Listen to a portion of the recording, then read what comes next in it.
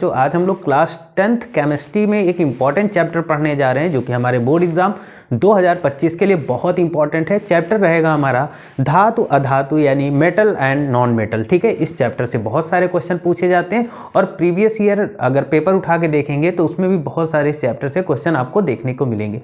तो इस चैप्टर को हम स्टेप बाय स्टेप, इसमें जितनी भी सारी चीज़ें इस चैप्टर से आती हैं, जो भी चीज़ें इस चैप्टर से पूछी जाती हैं, पूरा डिटेल में इस चैप्टर को हम समझेंगे। बहुत इंपॉर्टेंट चैप्टर होने वाला है। वीडियो को पूरा जरूर देखिएगा और चैनल पे नए हैं तो चैनल को सब्सक्राइब करिएगा।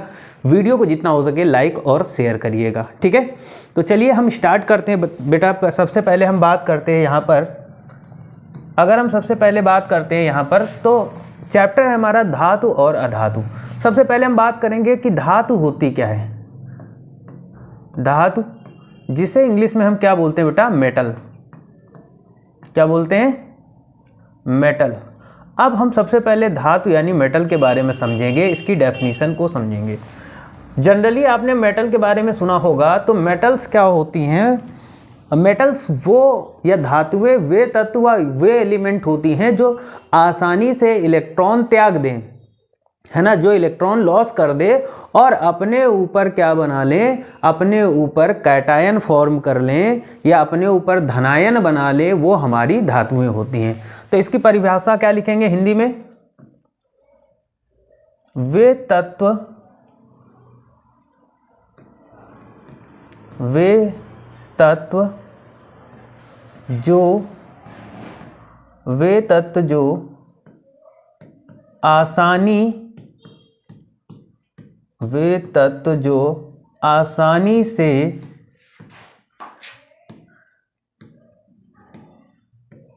इलेक्ट्रॉन, जो आसानी से इलेक्ट्रॉन त्याग दें तथा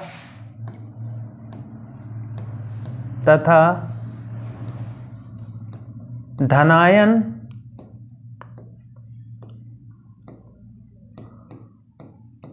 बनाएं,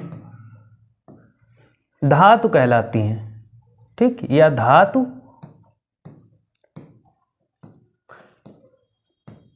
कहलाते हैं। ये चीज आप समझ गए होंगे कि धातुएं होती क्या हैं, जो आसानी से इलेक्ट्रॉन त्याग करके धनायन बना लें। ठीक है, वो हमारी क्या होती हैं, उनको बोलते हैं हम धातुएं। ठीक, इसी की अगर डेफिनेशन हम इंग्लिश में बोले तो बेटा मेटल्स आर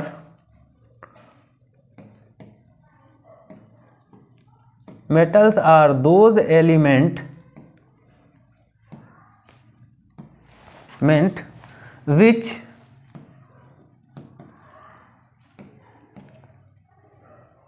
loss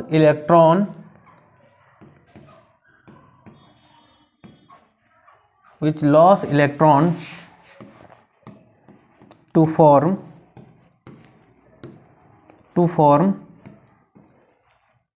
कैटायन। ठीक है, जो इलेक्ट्रॉन लॉस करे और कैटायन फॉर्म करे वो हमारी मेटल्स होंगी बेटा। देखो क्या मेटल्स के बारे में कुछ और चीज़ें हम समझते हैं, यहाँ पर एग्जाम्पल के थ्रू समझते हैं। जैसे कोई हमारे पास मेटल है, ठीक, अब वो मेटल क्या करेगी, सपोज करो एन इलेक्ट्रॉन वो डोनेट कर रही। क्या बेटा? एन इलेक्ट्रॉन को वो डोनेट करेगी। ठीक, तो यहाँ पर क्या बनेगा, यहाँ पर एन पॉजिटिव। ठीक, तो जहाँ पर कैटायन फॉर्म हो वो हमारा क्या होगा, मेटल्स होगा। जैसे हम बात करते हैं सोडियम की, बात करते हैं बेटा, सोडियम क्या है, एक मेटल है। क्यों? क्योंकि अगर हम बात करें बेटा तो सोडियम क्या करती है, एक इलेक्ट्रॉन लॉस करती है, और जब एक इलेक्ट्रॉन लॉस करती है तो यहाँ पर क्या होगा, वन इलेक्ट्रॉन ये लॉस करता है। तो जब लॉस करता है तो सोडियम के ऊपर हमेशा देखा होगा क्या होगा, प्लस का चार्ज होगा। तो जो जितने इलेक्ट्रॉन लॉस करेगी, है ना, जो भी मेटल, मान लो सोडियम एक Mg12, तो ये कितने इलेक्ट्रॉन लॉस करेगी, तो ये 2 इलेक्ट्रॉन लॉस करेगी। तो इसलिए Mg के ऊपर क्या होगा, डबल पॉजिटिव आ जाएगा, है ना। तो जो एलिमेंट जितने इलेक्ट्रॉन डोनेट करेगी, त्यागेगी, लॉस करेगी, उसके ऊपर उतने ही पॉजिटिव चार्ज, जिसे धनायन बोलते हैं, या इंग्लिश में कैटायन बोलते हैं, वो आ जाएंगे।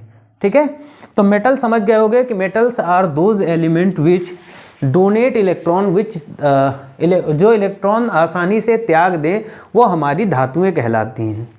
यहाँ तक किसी बच्चे को कोई डाउट हो तो बताओ भाई। ऐसे ही पोटेशियम भी क्या करेगा, एक इलेक्ट्रॉन डोनेट करेगा और क्या होगा, के पॉजिटिव आ जाएगा। ठीक है, तो धातुएं वो होती हैं जो आसानी से इलेक्ट्रॉन लॉस कर दें। ठीक है, और ये क्या बनाए, कैटायन यानी धनायन बना ले, ये धातुएं होती हैं। ओके, अधातुएं। अब आगे चलते बेटा, यहाँ तक समझ में आ गया। अब हेडिंग डालेंगे अधातु। अधातु क्या होती हैं, देखो बेटा, अधातु यानी जिसे हम लोग बोलते हैं नॉन मेटल्स,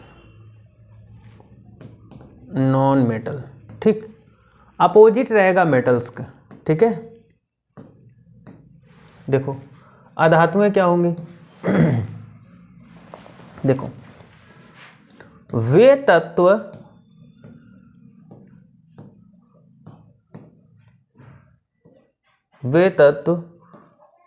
जो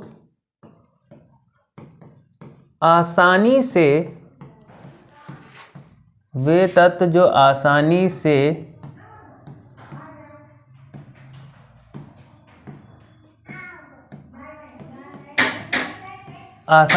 इलेक्ट्रॉन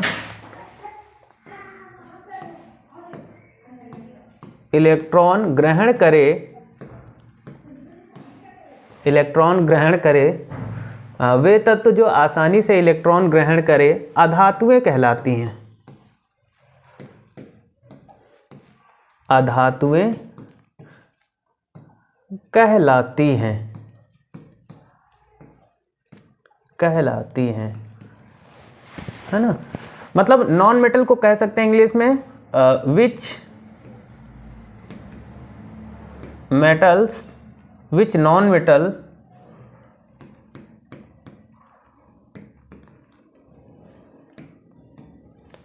मेटल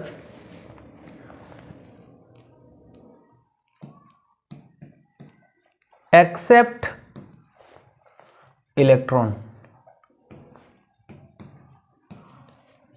इलेक्ट्रॉन, ठीक है।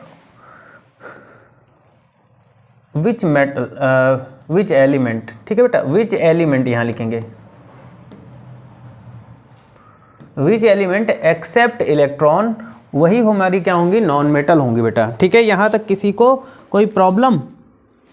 और बनाती क्या है, हमेशा याद रखना, ये एनायन यानी ऋणायन बनाएंगी। क्या बनाएंगी, ऋणायन, यानी एनायन को ये फॉर्म करेंगी। ठीक है, कैसे, यहाँ पर देखो, यहाँ पर अगर कोई नॉन मेटल हो गई, अगर हम कोई नॉन मेटल ले लेते हैं, कोई ए, ठीक है, यहाँ पर कोई नॉन मेटल ए ले लेते हैं और वो क्या करेगा,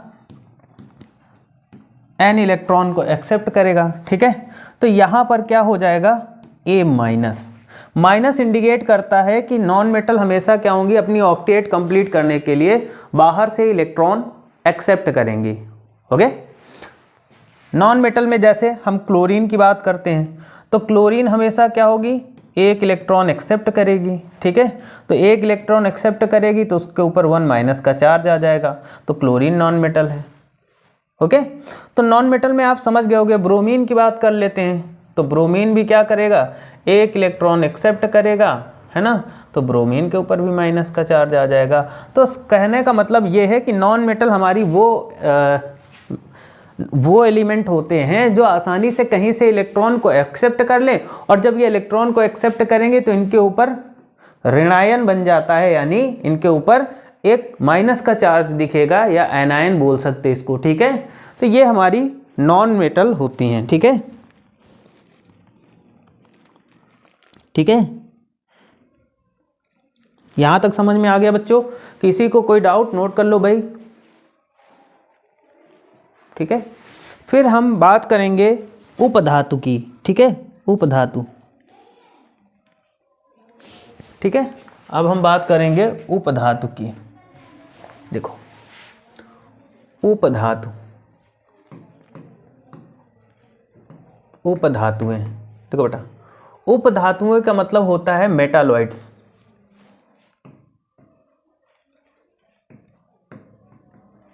मेटालॉइड्स, ठीक है बेटा, हेडिंग डालो मेटालॉइड्स, ठीक है। क्या डालोगे? मेटालॉइड्स, या इनको कभी कभी सेमी मेटल भी बोलते हैं, या फिर हम बोल सकते हैं सेमी मेटल, सेमी मेटल्स। अब सेमी मेटल्स क्या होते हैं बेटा, इसको समझ लेते हैं। देखो सेमी मेटल का मतलब होता है, यहां पर हम समझेंगे होती क्या है। वे तत्व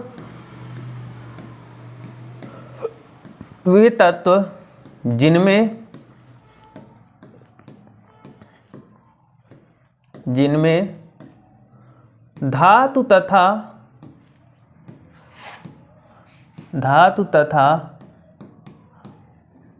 अधातु दोनों के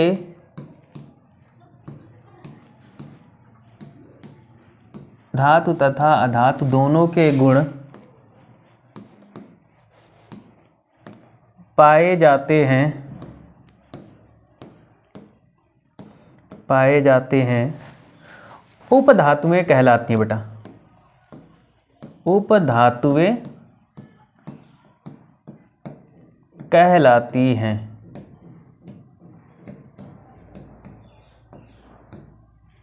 ठीक है, देखो बेटा अगर हम मेटालॉइड की बात करते हैं, यहां पर इंग्लिश में हम मेटालॉइड्स,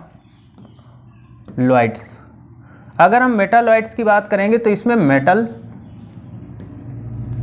प्लस नॉन मेटल दोनों की क्वालिटी पाई जाएंगी बेटा, ठीक है। तो वो हमारे मेटालॉइड्स हो जाते हैं जिनमें दोनों की क्वालिटी पाई जाए। जैसे अगर हम उदाहरण की बात करते हैं, जर्मेनियम,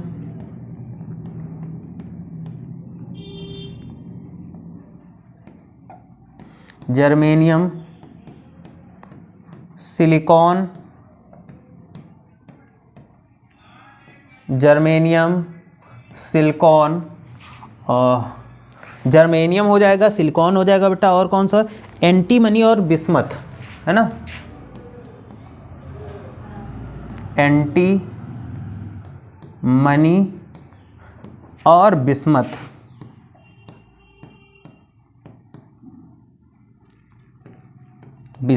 ठीक है, आदि, ठीक है बेटा। ये सभी क्या है? ये सब हमारी मेटालॉइड्स हैं। अब मेटालॉइड इसलिए हैं क्योंकि इनके अंदर मेटल की भी क्वालिटी पाई जाएंगी और नॉन मेटल की भी क्वालिटी पाई जाएंगी, सो दैट इनको हम लोग मेटालॉइड बोलते हैं या उपधातुएं हिंदी में बोलते हैं। यहाँ तक किसी बच्चे को कोई डाउट हो तो पूछे भाई, किसी भी बच्चे को कोई डाउट हो तो बताओ।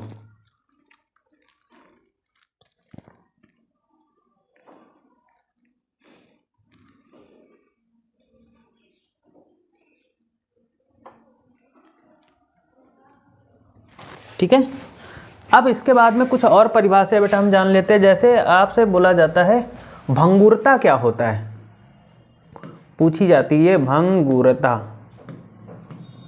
अब भंगुरता होता क्या बेटा, ये हिंदी मीडियम के बच्चों के लिए लेक्चर है, ठीक है बेटा।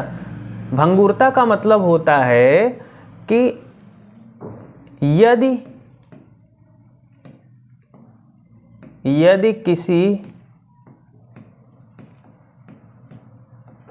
यदि किसी भंगुरता का मतलब होगा यदि किसी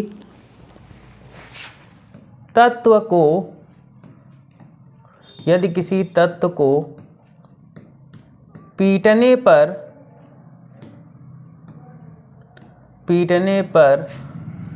वह छोटे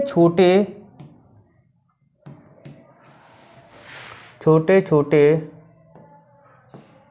टुकड़ों में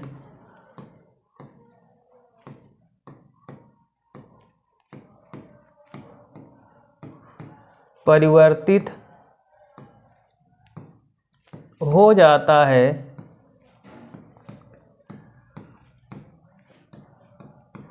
हो जाता है। मतलब अगर किसी भी तत्व को हम कस के हथौड़ी लेके पीटे, है ना, तो पीटने पर अगर वो छोटे छोटे टुकड़ों में परिवर्तित हो जाता है तो इसे भंगुरता कहते हैं। ठीक है बेटा, तो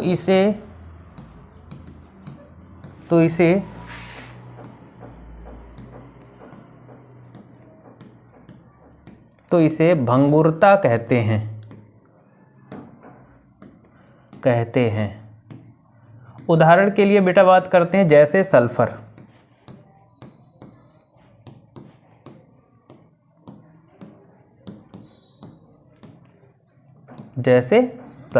ठीक है, और फास्फोरस भी आ जाएगा, फास्फोरस। ठीक है, फास्फोरस। तो यहाँ पर ये भंगुरता का उदाहरण है। मतलब इनको अगर आप कूटोगे तो हथौड़े से जब आप कूटोगे तो ये छोटे छोटे टुकड़ों में टूट जाते हैं। इसी को हम बेटा भंगुरता कहते हैं। नोट कर लो, फिर हम आगे चलते हैं, इसी के आगे और पढ़ेंगे।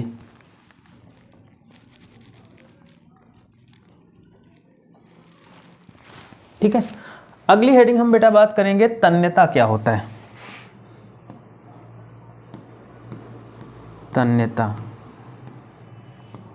तन्यता का मतलब क्या होता है? वे तत्व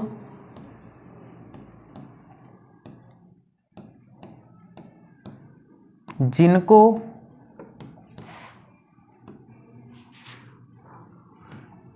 खींचकर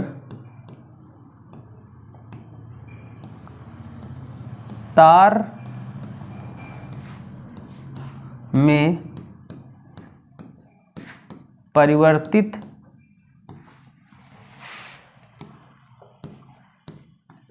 किया जाए व आसानी से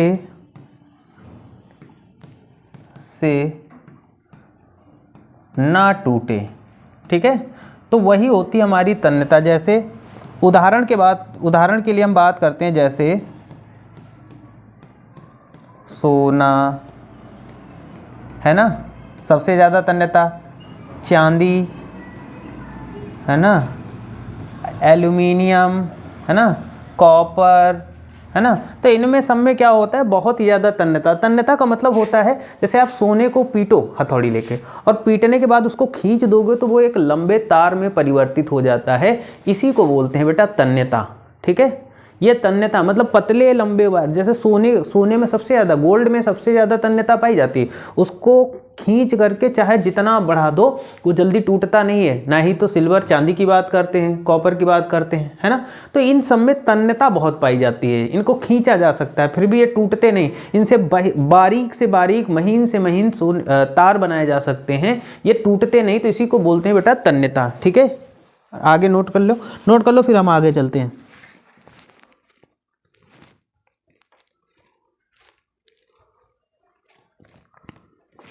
ठीक, ये टर्म है, पूछे जाते हैं, है ना। अगली हेडिंग बात करेंगे आघात वर्धनीयता।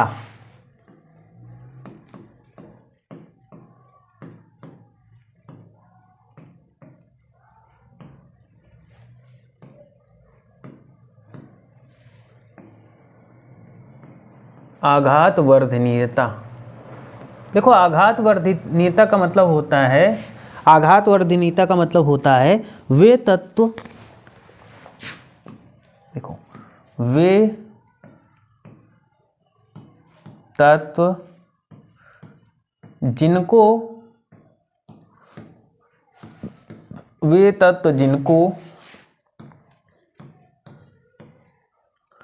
पीटने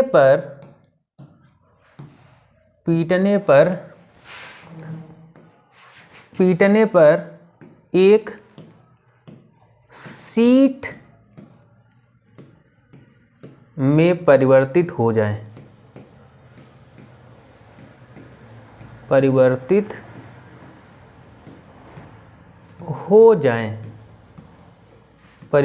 हो जाए। ठीक है, उसी को बोलते हैं आघात वर्धनीयता। मतलब समझ लो, यहाँ पर अगर हमने ले लिया एक, जैसे इसमें देखो, इसमें सोना भी आ जाता है। एग्जाम्पल के लिए बात करें, सोने में आघात वर्धनीयता खूब पाया जाता है। चांदी की बात करते हैं, चांदी में भी आघात वर्धनीयता पाई जाती है ना। एल्युमिनियम में भी पाई जाती है, कॉपर में भी पाई जाती है आघात वर्ण। तो जैसे हमने सोने का ये टुकड़ा लिया, ये यहाँ पर हमने टुकड़ा लिया ऐसे, ठीक, और फिर इस पर हमने हथौड़ा चला दिया, इस पर दे हथौड़ा दे हथौड़ा दे हथौड़ा खूब मारा। तो मारने के बाद में ये एक लंबी सीट में परिवर्तित हो जाए, इसी को आघात वर्धनीयता, एक लंबी सी परत बन जाए, सीट बन जाए, है ना, ऐसे लंबी सी एक परत बन जाए, उसी को बोलते हैं बेटा आघात वर्धनीयता। यहाँ तक किसी बच्चे को कोई डाउट नहीं होगा, है ना। मतलब हथौड़ा लेके जिसको पीटो, पीटने के बाद में वो लंबी सी चादर में परिवर्तित हो जाए, है ना।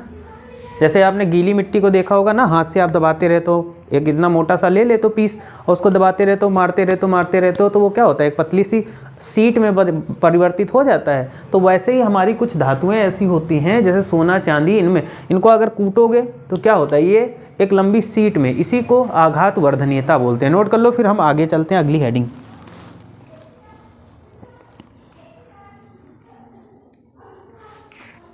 ठीक है, अब हम बात करते हैं ध्वनिक।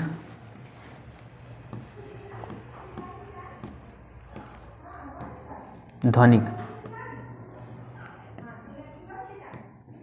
ध्वनिक मतलब, ध्वनिक का मतलब होता है वे तत्व, देखो ये छोटी छोटी परिभाषाएं आपकी पूछी जाती हैं।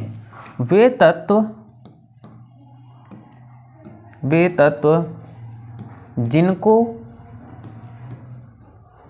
जिनको पीटने पर, वे तत्व जिनको पीटने पर ध्वनि उत्पन्न हो, ध्वनि उत्पन्न हो, ध्वनिक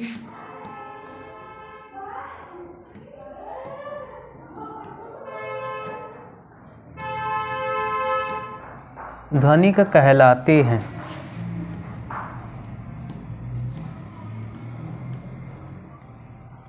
ध्वनिक कहलाते हैं, ठीक। ध्वनिक का मतलब होता है, देखो जिसको पीटो, अब जैसे देखा होगा स्कूल में जो घंटी होती है ना, जो बेल होती है, उस पर देखा होगा एक लोहे का तवा टाइप का होता है और उस पर एक हथौड़ी से टन टन मारा जाता है, तो उससे एक ध्वनि निकलती है, तो वो ध्वनिक होती है। ज़्यादातर धातुएं हमारी सभी क्या होती हैं, ध्वनिक होती हैं। तो यहाँ तक किसी बच्चे को कोई डाउट हो तो पूछ लो भाई। ये परिभाषाएं हैं छोटी छोटी, जो आपके आगे चैप्टर में काम आएंगी और पूछी भी जाती हैं कई बार। नोट कर लो, फिर हम आगे चलते हैं। इसके आगे इतना नोट कर लीजिएगा।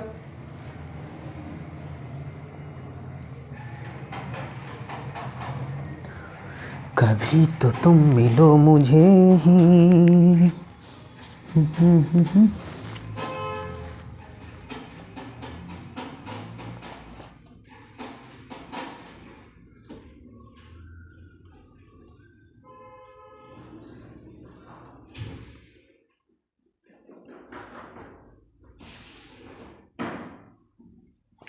ठीक है, अब देखो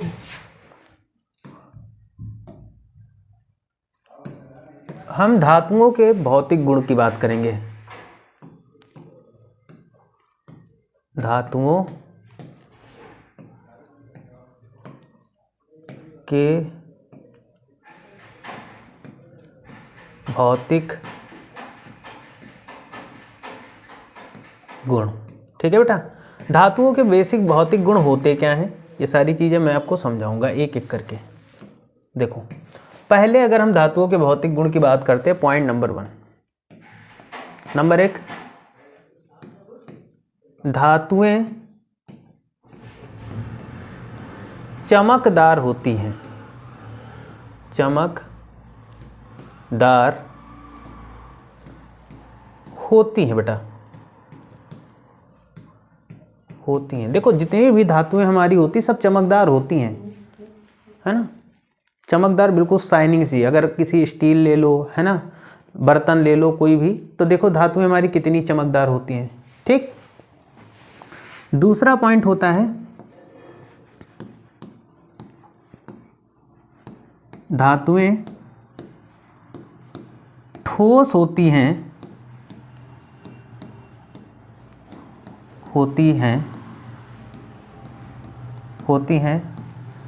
मरकरी Hg यानी मरकरी को छोड़ कर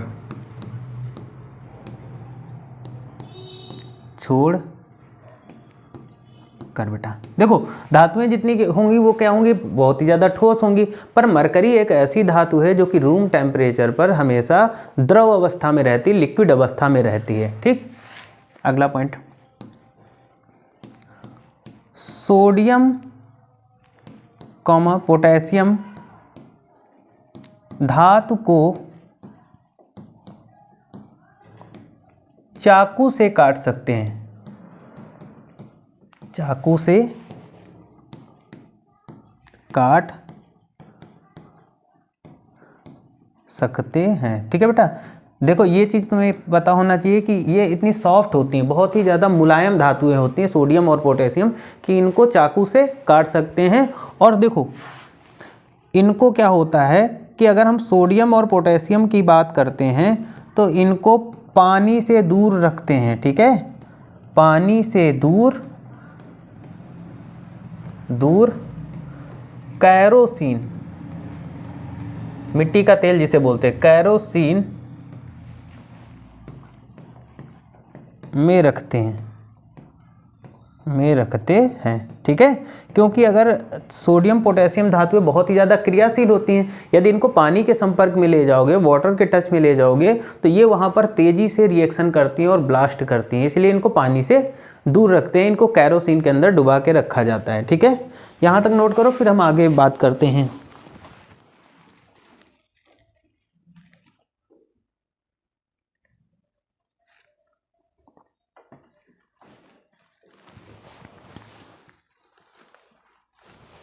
ठीक है, अगला पॉइंट, 4th नंबर,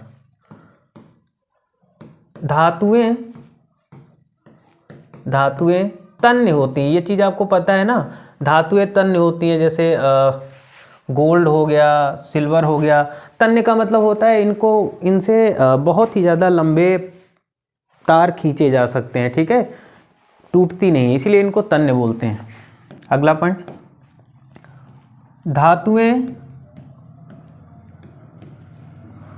ऊष्मा व विद्युत की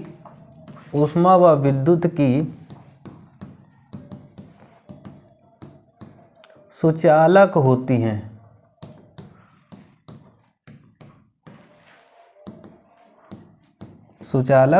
हैं। ठीक है, यानी जो धातुएं होंगी उनसे विद्युत धारा, भाई बात कर लेते हैं, धातु में क्या होगा, यहाँ पर अगर लोहे की रॉड ले लो, है ना, और इधर अगर आप करंट लगा दो तो इधर भी पास हो जाएगा। ठीक, या फिर लोहे की रॉड ले लो, उसका एक सिरा गर्म करो, यहाँ पर कैंडल जला लो, है ना, एक सिरा गर्म करो, तो कुछ समय के बाद में उसका दूसरा सिरा भी गर्म हो जाएगा।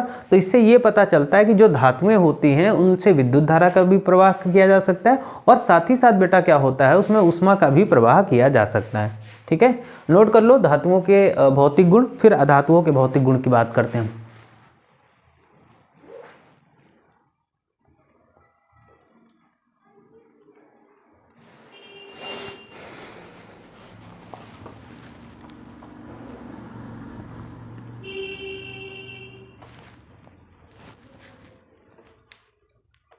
है ना, एक पॉइंट और होता है कि धातुएं, यहाँ पर लिख लो क्या, कि धातुएं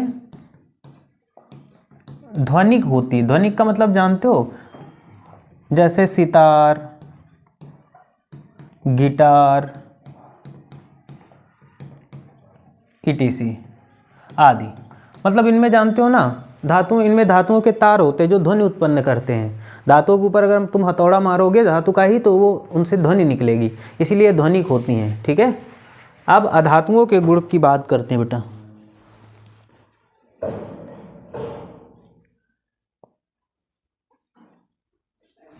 ठीक है,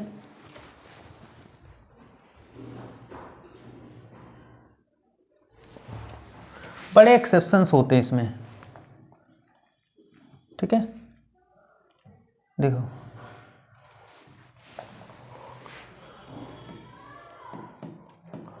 अधातुओं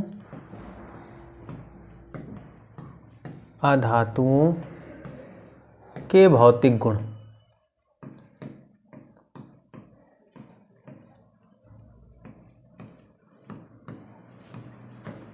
देखो बेटा, अधातुओं के भौतिक गुणों की अगर हम बात करते हैं, पहला पॉइंट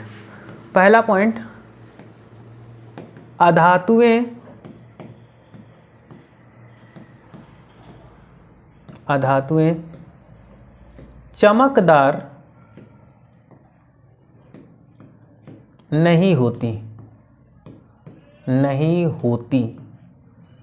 ठीक है, अधातुएं चमकदार नहीं होती। ग्रेफाइट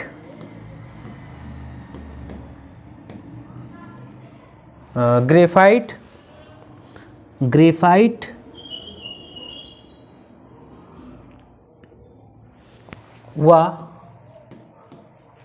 आयोडीन को छोड़कर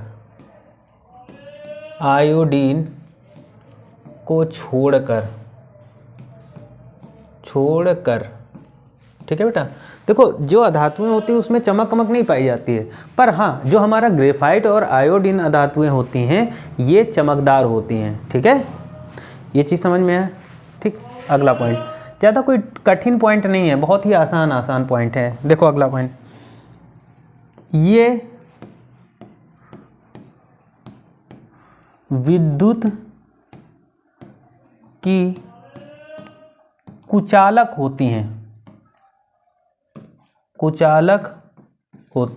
मतलब अधातुओं में विद्युत धारा नहीं प्रभावित होती है ग्रेफाइट को छोड़ करके बेटा, ग्रेफाइट को छोड़ करके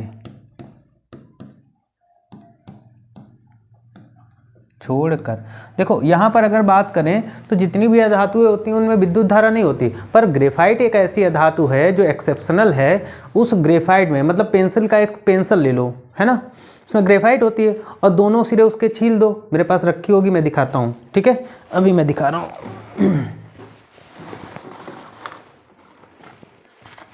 हाँ देखो भाई, पेंसिल में क्या लगी होती है, इस पेंसिल में लगी होती है ग्रेफाइट। तो अगर हम ग्रेफाइट पेंसिल का ये सिरा भी छील दें और ये सिरा, और यहाँ से एक तार जोड़ दें और दूसरा तार यहाँ से जोड़ दें, तो ये ग्रेफाइट ऐसी, ये है नॉन मेटल यानी अधातु है, पर इस ग्रेफाइट के द्वारा क्या होता है बेटा, यहाँ से करंट पास हो जाता है। ठीक है, ये पॉइंट समझ में आया होगा। ठीक है, आगे बात करते बेटा, अगला पॉइंट बात करेंगे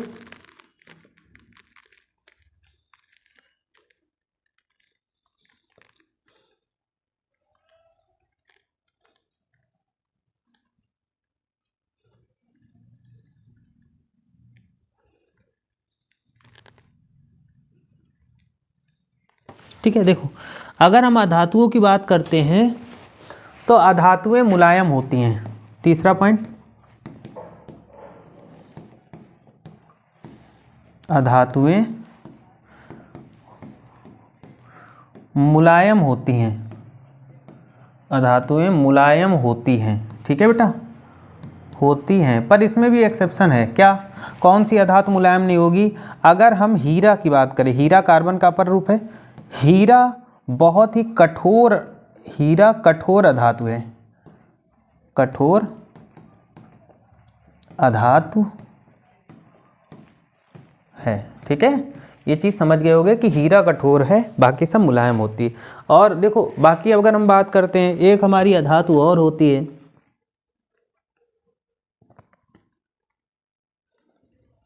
ठीक है, ब्रोमीन एक ऐसी अधातु है बेटा। अगला पॉइंट, ब्रोमीन,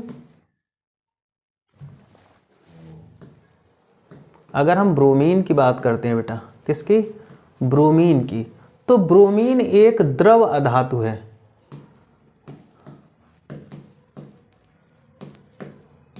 ब्रोमीन एक द्रव अधातु है, मतलब ये समझ लो कि अगर हम ब्रोमीन की बात करते हैं, ये एक ऐसी अधातु है जो लिक्विड फॉर्म में रहती है। ठीक है, कैसी रहती है? लिक्विड फॉर्म में रहती है। ठीक है, अगला पॉइंट हो जाएगा क्या, कि अधातुएं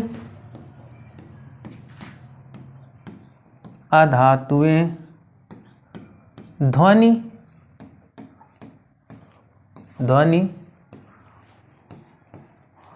उत्पन्न नहीं करती।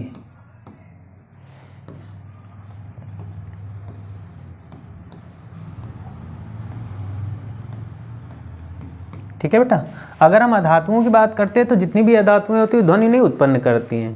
ठीक है, तो नोट कर लो ये अधातुओं के कुछ भौतिक गुण थे जो कि इंपॉर्टेंट हैं। ठीक है, फिर इसके बाद में हम धातुओं के रासायनिक गुणों की बात करेंगे। नोट कर लो भाई।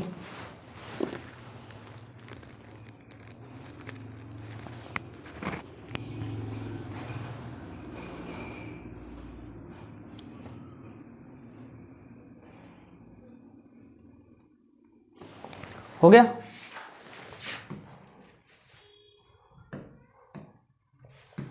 देखो अब धातुओं के रासायनिक गुण, धातुओं के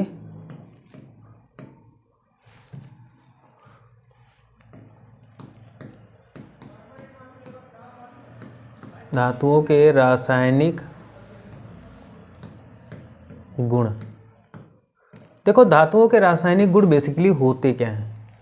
अगर हम धातुओं के रासायनिक गुणों की बात करते हैं बेटा, तो धातु, कोई भी धातु है वो अगर ऑक्सीजन के साथ क्रिया करेगी, किसके साथ? ऑक्सीजन के साथ,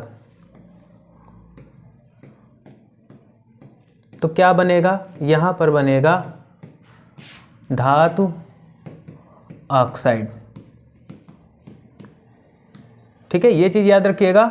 अगर कोई metal reacted with oxygen to form metal oxide, यानी धातु अगर ऑक्सीजन के साथ रिएक्शन करेगी तो धातु ऑक्साइड बनेगा। जैसे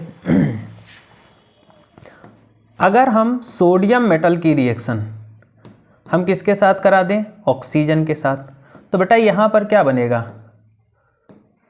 सोडियम ऑक्साइड 2Na2O बन जाएगा। ये क्या है? सोडियम ऑक्साइड बन गया, पहला एग्जाम्पल। दूसरे एग्जाम्पल में अगर हम पोटेशियम मेटल की रिएक्शन ऑक्सीजन के साथ कराते हैं बेटा, तो यहाँ पर क्या बनेगा? 2K2O पोटेशियम ऑक्साइड के साथ बनेगा, पोटेशियम। अगर हम इसकी रिएक्शन मैग्नीशियम के साथ कराते हैं Mg+O2, तो क्या बनेगा? ये बनेगा 2MgO, मैग्नीशियम ऑक्साइड बनेगा।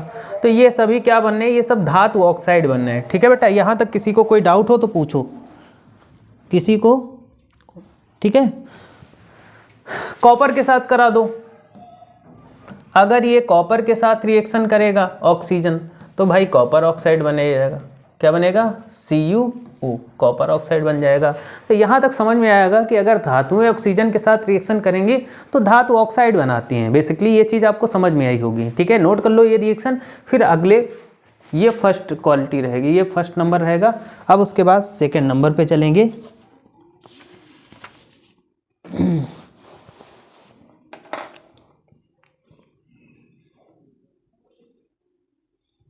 ठीक, अब देखो अगर धातु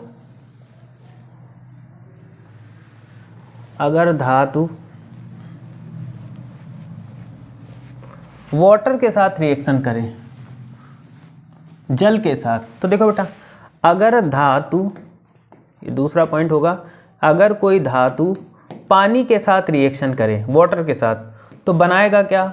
ये बनाएगा धातु ऑक्साइड। धातु ऑक्साइड बनेगा प्लस हाइड्रोजन गैस रिलीज होगी। जैसे अगर हम यहाँ पर सोडियम मेटल की बात करते हैं और इसकी रिएक्शन हम H2O के साथ कराते हैं। ठीक है, किसके साथ कराएंगे?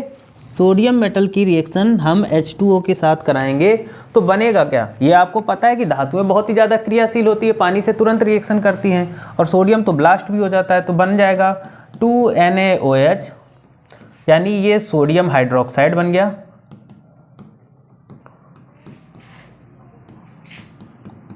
सोडियम हाइड्रोक्स बनने गया प्लस हाइड्रोजन गैस रिलीज होगी। ठीक है, हाइड्रोजन गैस रिलीज होगी। ठीक, अगर यहीं पर देखो, अगर ये पोटेशियम के साथ रिएक्शन बन जाए, रिएक्शन करे, तो देखो यहाँ पर बनेगा क्या? 2KOH, पोटेशियम हाइड्रोक्साइड बनेगा प्लस हाइड्रोजन गैस निकलेगी। ठीक है, तो मेन जो प्रोडक्ट बनेगा वो धातु ऑक्साइड बनेगा, यानी मेटल ऑक्साइड बनेगा, यानी सोडियम और पोटेशियम हाइड्रोक्साइड। ठीक है,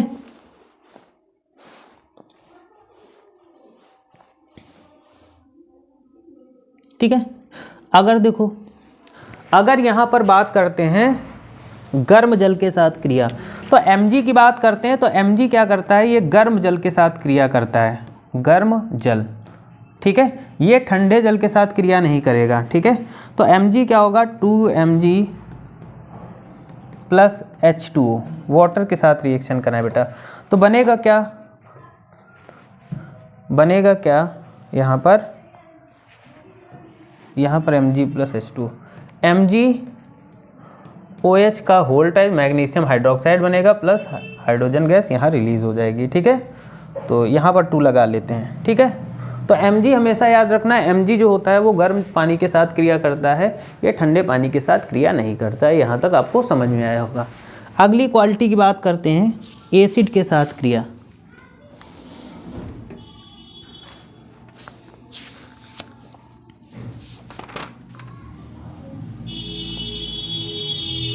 ठीक है, चलो आगे बात करते हैं यहाँ पर एसिड के साथ क्रिया।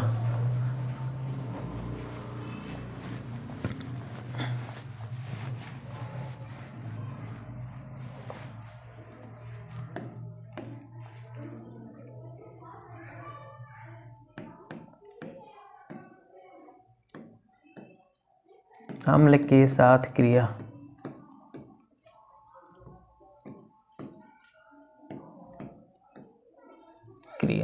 तो देखो अगर कोई धातु है और वो किसके साथ क्रिया करे, तनु अम्ल के साथ, ठीक है।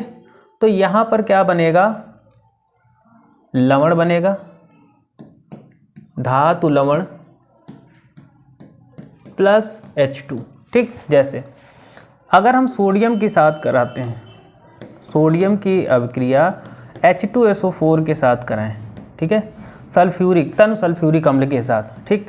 तो ये बनेगा Na2SO4, सोडियम सल्फेट बन जाएगा प्लस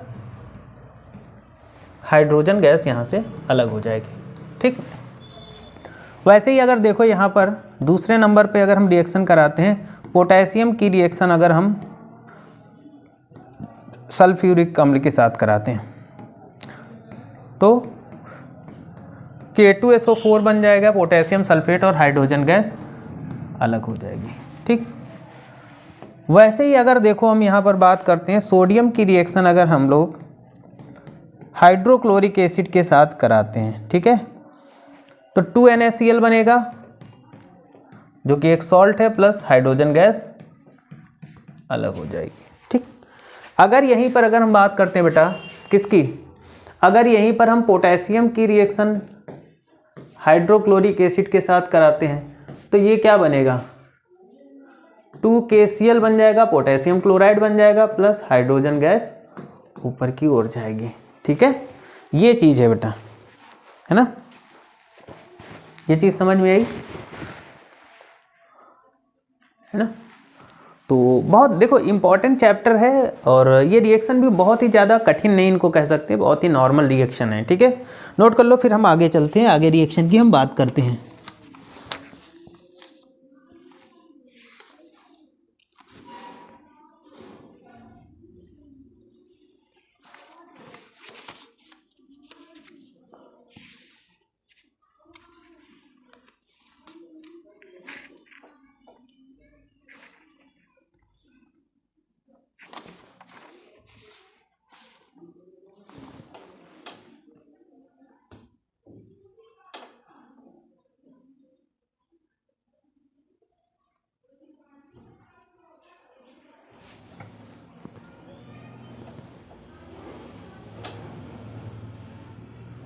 है ना, आगे देखो अब हम सक्रियता श्रेणी की बात करेंगे बेटा।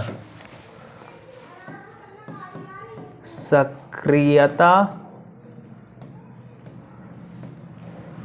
श्रेणी, सक्रियता श्रेणी होती क्या है, देखो बेटा सक्रियता श्रेणी की अगर हम बात करते हैं बेटा यहाँ पर, तो धातुओं को या धातु को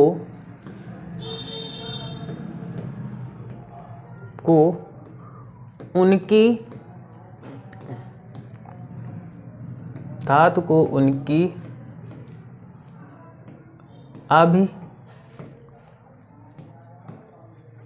क्रियाशीलता,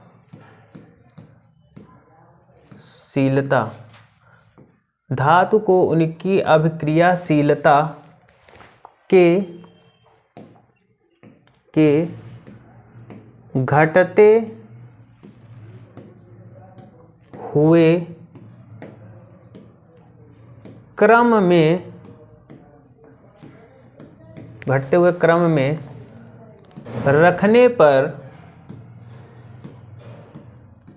रखने पर एक श्रेणी प्राप्त होती है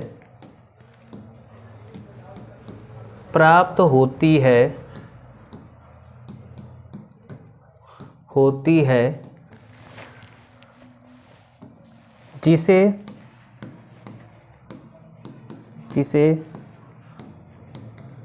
सक्रियता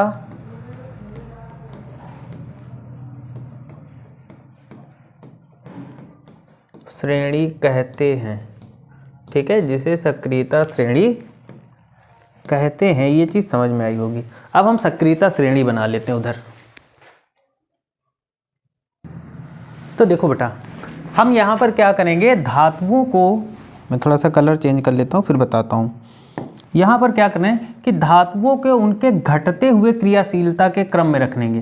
तो यहाँ पर हमने धातुओं को उनके घटते हुए क्रियाशीलता के कम, मतलब सबसे ज़्यादा क्रियाशील क्या है, लिथियम, फिर पोटेशियम, फिर सोडियम, है ना, CaMg। तो धातुओं को उनके घटते हुए क्रियाशीलता के रूप में जब हमने रखा, तो रखने पर हमें क्या हुआ, एक श्रेणी प्राप्त हुई जिसे हम लोग सक्रियता श्रेणी के नाम से जानते हैं। ठीक है, यहाँ पर क्या होगा, यहाँ तक की जो धातुएं हैं वो सबसे अधिक क्रियाशील हैं, फिर Al से लेकर हाइड्रोजन तक जो धातुएं हैं वो कम क्रियाशील हैं, और Cu से लेकर के Pt तक जो धातुएं हैं वो सबसे कम क्रियाशील धातुएं हैं। तो इसी को हम सक्रियता श्रेणी कहते हैं बेटा। ठीक है, समझ गए होगे कि सक्रियता श्रेणी होती क्या है, नोट कर लो, फिर हम आगे चलते हैं इसके आगे।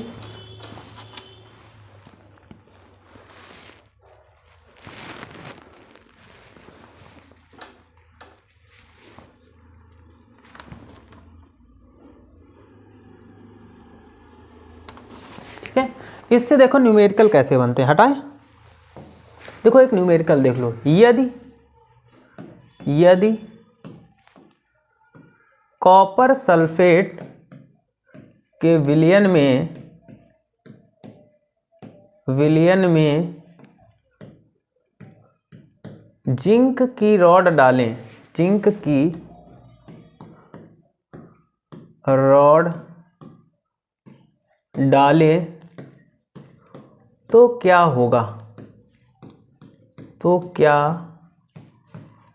होगा, ठीक है, ये प्रश्न पूछा जाता है। अच्छा, एक चीज याद रखना, जो ज्यादा क्रियाशील तत्व है वो कम क्रियाशील तत्व को उसके सॉल्यूशन से उसको विस्थापित कर देगा। ठीक, हमने यहाँ पर ले लिया कॉपर सल्फेट का सॉल्यूशन जो कि नीला रंग का होता है। ठीक है, ये कॉपर सल्फेट का सॉल्यूशन है। ठीक है, CuSO4, और हमने इसमें डाल दिया जिंक की रॉड। ठीक है, ठीक, तो क्या होगा, तो कॉमन सी बात है, सक्रियता श्रेणी में देखेंगे कि जिंक ऊपर है कॉपर से, तो कॉपर सल्फेट के विलयन से क्या करेगा, जिंक कॉपर को विस्थापित कर देगा, डिस्प्लेस कर देगा। मतलब यहाँ पर रिएक्शन क्या होगी, देखो यहाँ पर होगी Zn प्लस CuSO4, तो ये होगा क्या, तो इसको ये जिंक विस्थापित कर देगा और इसकी जगह खुद आ जाएगा, तो ये जिंक सल्फेट बन जाएगा बेटा, और प्लस कॉपर अलग हो जाएगा। ठीक है, तो इस टाइप के न्यूमेरिकल आपके पूछे जाते हैं, इनको नोट कर लीजिएगा इस न्यूमेरिकल को, फिर हम आगे देखते हैं अभी क्या बचा हुआ है।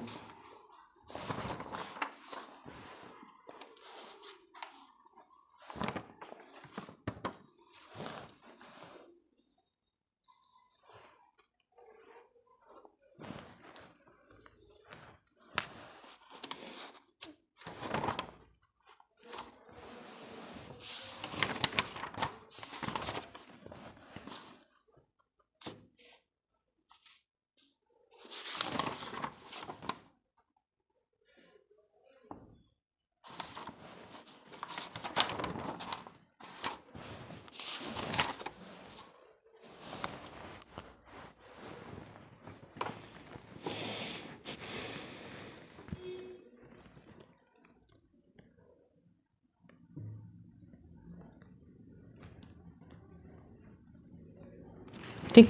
अब देखो संक्षारण से धातुओं की सुरक्षा, अगर हम बात करें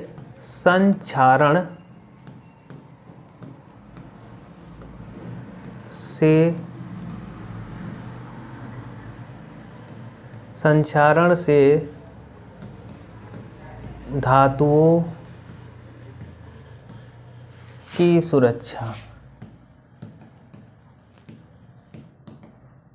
कैसे होता है। नंबर 1 पॉइंट की बात करेंगे बेटा। नंबर 1 पहला पॉइंट, ग्रीस या तेल लगाकर, ग्रीस या तेल लगाकर,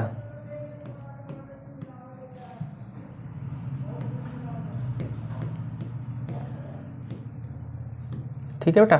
ग्रीस या तेल लगाकर हम धातुओं को संक्षारण से बचा सकते हैं। मतलब कोई ऐसी धातु जो खराब हो रही है उस पर हम ग्रीस लगा दें, है ना, या फिर तेल लगा के उस पर रख दें, तो उसका संक्षारण नहीं होता है, उस पर जंग नहीं लगेगी और फिर संक्षारण नहीं होगा। दूसरा पॉइंट होता है, दूसरा पॉइंट था हमारा गैल्वेनीकरण या यसद लेपन, यसद लेपन, गैल्वेनीकरण। यसद लेपन में क्या होता है बेटा, यसद लेपन में इसमें क्या होता है, जो लोहे की रॉड होती है ना बेटा, ये लोहे की रॉड है और इसको संक्षारण से बचाने के लिए इसके ऊपर स्टील की परत चढ़ा देते हैं, है ना। इसके चारों ओर एक स्टील की परत की कोटिंग कर देते हैं, चारों ओर एक लेयर चढ़ा देते हैं, जिसकी वजह से क्या होता है कि इस धातु में इसका संक्षारण नहीं होता, और जब संक्षारण नहीं होता तो ये धातु सुरक्षित रहती है, पूरी तरीके से एक लेयर चला देते हैं। ठीक, ऐसे धातुओं को बचाया जाता है, इसको बोलते हैं यसद लेपन करना या गैल्वेनीकरण। ठीक, आगे आ जाता है बेटा, आगे हो जाता है थर्ड पॉइंट, पेंट करना। पेंट करना, तो पेंट करना आपको जैसा पता है कि पेंट कैसे, भाई पेंट करके हम धातुओं को बचा देते हैं। दरवाज़ा और लोहे के दरवाजे वगैरह पे सब पे देखा होगा, हम और आप क्या करते हैं, पेंट करते हैं, और जब पेंट करते हैं तो वो सुरक्षित रखी रहती लंबे समय के लिए। एक परिभाषा यहाँ पर पूछी जाती है, खनिज क्या होती है। खनिज, खनिज का मतलब होता है धातुएं जिस रूप में, जिस रूप में यौगिक पृथ्वी से निकलते हैं,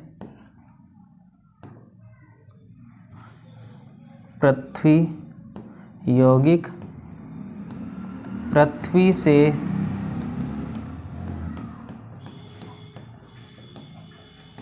निकलते हैं, उसे खनिज कहते हैं।